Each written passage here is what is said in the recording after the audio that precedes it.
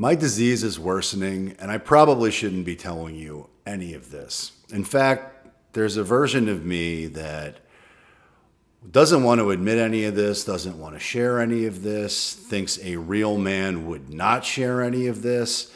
But I know that I have been raised in a way to not share my feelings, to suppress my feelings, to not have feelings, to hide my feelings.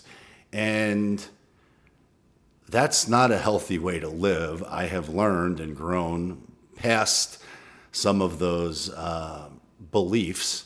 But the truth is, I have been suffering greatly as of late. And I don't think I even knew it because I'm so disconnected to my feelings that I don't feel anything sometimes.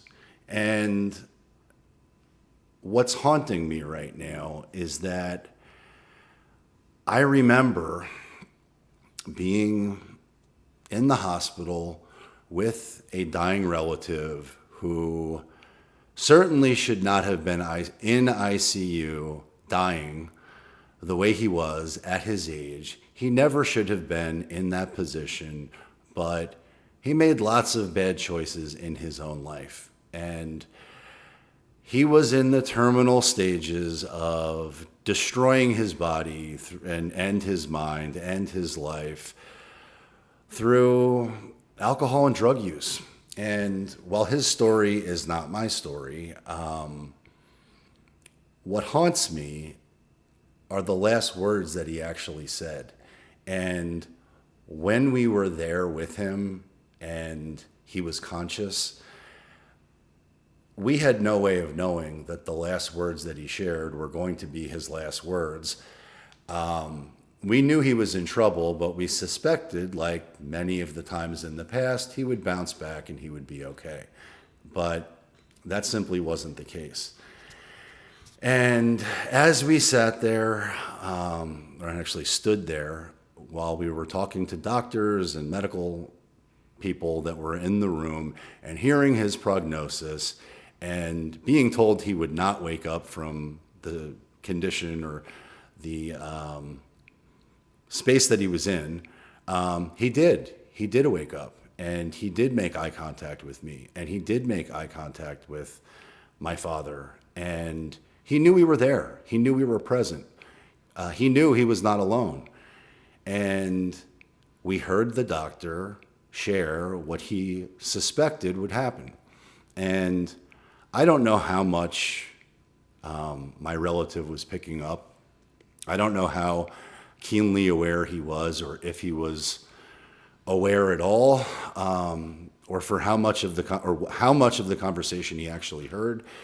But I could tell, and again, you can never tell what anybody's thinking, but I am haunted by the look in his eyes and I could see into his soul at that moment. I believe that to be true. And he uttered his last words, which was, fuck.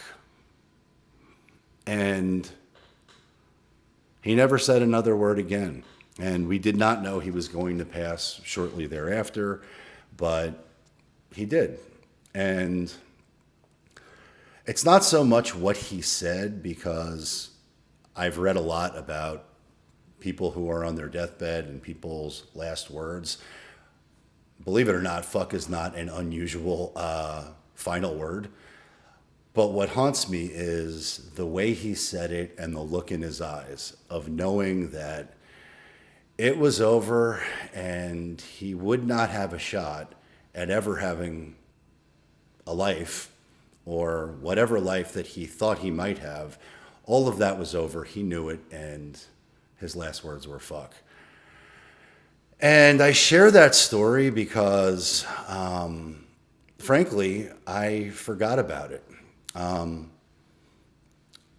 As haunting as it was, and as memorable as it was, and as hard as it landed with me, because I never wanted to forget that, I forgot it because life goes on. And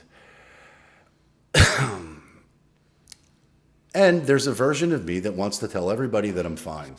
I'm strong. I'm courageous. I'm at a loss for words about what I'm supposed to be, but I'm supposed to be a real man and grind and tough it out and figure it out and work through and persevere and push and be aggressive and whatever other nonsense things that a real man is supposed to do. It's not serving me real well. And I don't want to share my feelings. I don't want to burden anybody with my nonsense. But the fact is, it's not nonsense. It's how I'm feeling. And the worst place that I can be when I'm in those moods is alone in my own head and keeping it secret. So this last week, I have been without my children. And I had thought that while we were separated, or while we are separated and getting divorced, I thought that the freedom that I would experience would unlock all of this pent up potential that I have not fully executed on. I thought I would be more creative. I thought I would have more energy. I thought I would be happier. And full stop, I am significantly happier in many ways since we separated. But in other ways, I'm much more miserable. And intellectually, I understood that those feelings would happen, but I completely miscalculated the weight and magnitude of what those other feelings are. And yet, although I intellectually understand them, I wasn't aware I was feeling them. What I felt was incomplete. What I felt was alone. What I felt was isolated. And anybody who knows me would probably describe me as someone who is extremely energetic, extremely optimistic, an extremely hard worker, and the person who gets shit done. But this last few days, I have not felt like doing anything. I have not felt like getting shit done. In fact, it's quite the opposite. I felt like not doing a fucking thing. And worse, landing in a position where I want to say fuck it to everything. Fuck it, I don't care, period. And first of all, to be clear, that's not true, but it is how I felt in the moment. And I really hesitated about sharing this video, but I also made a decision when I started this channel that I was going to share my authentic stories and my authentic journey on this channel and document it. So I'm hoping that someone else will relate to or be inspired by this, because I got past it. And let me share how, because it was somewhat accidental.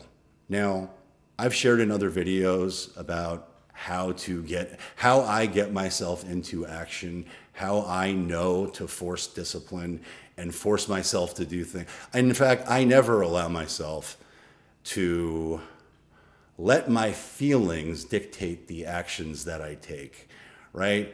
If I don't feel good, I do the work, period. If I, it doesn't matter what feeling I have, I will do the work. And that is who I am. That's my brand. That's how I identify. So when that wasn't true over the last 48 hours, I felt like I lost myself. I felt like I lost my identity. I felt like I was not me. And that's a scary place for me to be. And also, separately, I've got a million great things that are happening too. So when I'm in that space, I just choose to ignore all of that. And I don't even know that I'm doing it. It's not conscious, it's subconscious. But nonetheless, I really had a rough few days. And I really didn't give a fuck about anything. And that feeling just intensified the worsening of how I felt, because I know that's not who I am. I know that that's a road that leads to nowhere. And there will be consequences for not taking action. So it continued to stir, it continued to stew, it continued to intensify inside me. And I forced myself to do things that I don't want to do.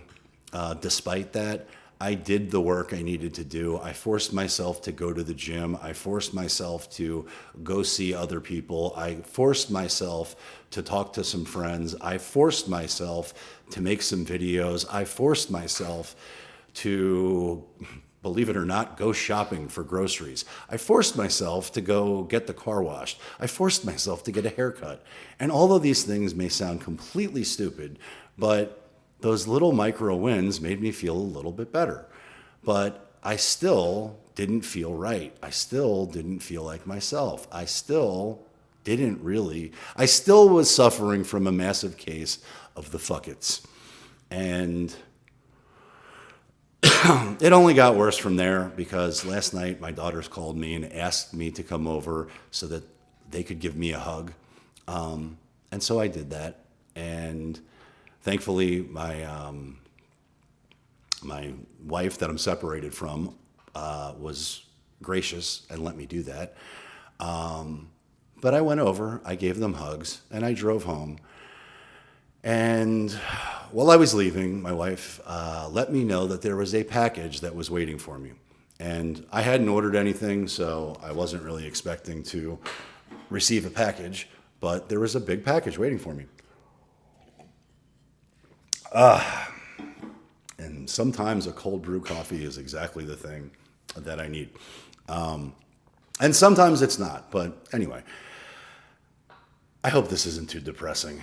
I don't know, but it is my experience. It is my journey. But I got this package and I didn't open it. I really didn't care. I went home. I finished up my evening. I went to bed. I woke up early. And when I woke up this morning, I had a different disposition. I still didn't feel great. I still didn't feel like myself. I still felt alone, even though I know I'm not. But I made a decision that I'm going to start my day a little bit differently than I have recently. And so I started with prayer. And then I decided I was going to sit on the floor, read a book that I just got, and journal a little bit. And so I started to do that. But I read a statement in this book which jarred me. And it gave me pause, and I started to get emotional. I felt like I might start crying. But truthfully, I haven't cried in so long that, let me rephrase that, because I can cry very easily. I can listen to a song and think about my kids when they were growing up and start crying immediately. And I'm not typically a crier, but with all the things that are going on in my life right now, there are certain songs that will trigger an emotional response, and especially during Christmas or the holiday season, I could start crying if a song comes on, and I've shared about that before. But this was different. This was a feeling that I hadn't identified yet. I just knew that I was feeling something new, and it was very intense. And with that, of course, I stopped reading what I was reading and decided to open the package that I had received the night before. So I opened the package, and the package was a framed picture of myself and 4 other friends that was taken at a recent Dolphin game. And I thought that picture was sent to me by one of the people that are in the picture. But when I read the note, it turns out that the picture wasn't from any of them. It was from one of their parents. And the note said, "Seasons come, seasons go, but friendships last a lifetime." And something along the lines of, "They're so happy that we've been friends for life." And suddenly it was as if Every feeling that I had inside me, which has been disconnected for a long time or denied for a long time, were all reconnected at once. And I just started bawling. And I know there's a version of me inside that says that what I'm about to share is not what a real man would do. And I also know that that's bullshit, but it's still a voice in my head. I'm sharing it so that nobody else makes the same mistake, or if they feel that way, they learn not to, because it's a recipe for disaster. But I knew as I was, for the first time in a long time, feeling my own raw emotion as I'm crying and I'm sobbing, and I'm really sobbing. I felt amazing. I felt alive. I felt complete. In fact, as it was happening, I used this language in my own head, and I realized I hit emotional rock bottom. And that is believe it or not, that is an exhilarating feeling, because one, I know it's true. Two, I know that it's only up from here. And that is a great place to be. That is a phenomenal place for me to be, to have my feelings restored, to be reconnected with my emotions that I have been denying for a long time, subconsciously. But I finally felt complete. And I remembered, wait a second, Chris, I'm not, even though I knew I wasn't alone during any of this, I know in fact, I've got plenty of people who over the course of this weekend reached out to me, who wanted me to do things with them, that wanted to go watch the football game, or one wants to go on vacation with me, one wants to do this, that, and the other thing, go to the gym, do this, do that. The answer is no, no, no, no, no, no, no. I want to isolate, I want to be alone, and I want to stew in my own shit and be miserable. But being reconnected with my feelings and looking at the picture and just feeling it, I remembered, holy shit, Chris, you hit the friend lottery. You've got tons of people that love you, care about you, and want you to succeed. And it's time for you to get your head out of your ass and just take action. Get to work. Do what you must do, irrespective of what it is. Trudge the path to happy destiny, because I haven't been doing that. I simply haven't been doing that. I've been allowing myself to victimize myself without even knowing it, and losing the will to do anything, the want to do anything. I don't want to live like that, and I won't, and I don't want you to either. So thank you for listening. I don't know if I'm going to even keep this video up. We'll see. But just know, if nobody's told you today, I love you. Go out there, win the day, win the week, win the year. I'll do the same, and we will trudge the path to happy destiny.